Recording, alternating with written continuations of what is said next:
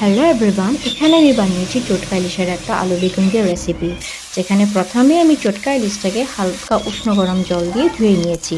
তারপর চটকা ইলিশটাকে ফ্রাই করে নিয়েছি। আর একদিকে কড়াইতে তেল জিরে সম্বাদ দিয়ে আলু বেগুনটাকে হালকা লবণ দিয়ে ভেজে নিয়েছি। তারপর যা যা মশলা দরকার সব কিছু দিয়ে ভালো করে কষিয়ে নিয়েছি।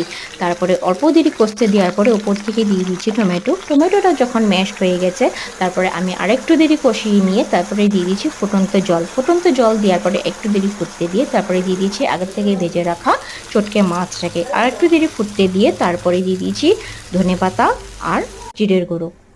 আপনারা নিশ্চয়ই ট্রাই করে দেখবেন কীরকম লাগে রেসিপিটা। আর যদি ভালো লেগে থাকে আমাকে জানাবেন, আর যদি কিছু খারাপ লেগে থাকে তাও আমাকে জানাবেন কমেন্ট সেকশনে। আর প্লিজ খারাপ পাবেন না, যেহেতু আমার ঘরে একটা বাচ্চা আছে। আমি জানি অনেক নয়েজ আসছে, কিন্তু সরি, আমি নেক্সট টাইম এটা ধ্যান রাখবো যাতে কোনো নয়েজ আপনারা না পান। Thank you.